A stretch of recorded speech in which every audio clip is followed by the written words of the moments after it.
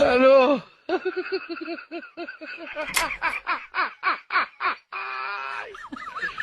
我的天呐！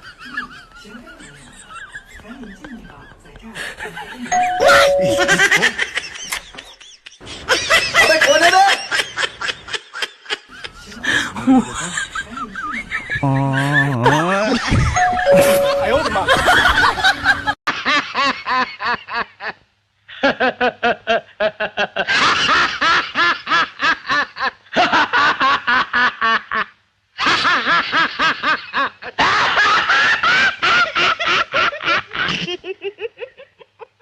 मैं अहमदाबाद से बजोड़िया सेठ बोल रहा हूँ, डब्बा बाल्टी टम्बलर वाला।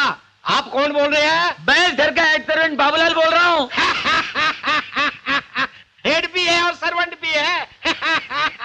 देखो बाबूलाल, मुझे अपने बेटे की रिश्ते की बात करने के लिए बंबई आना है। तुम चोपड़ा साहब को फोन दो। एक मिनट। हाँ मोटो, क्या? चोपड़ा कौन है अपने यहाँ?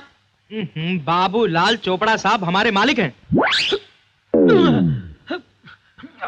हेलो चोपड़ा साहब, एक मिनट ठहरिए, मैं भी ढूंढ के लाता हूँ।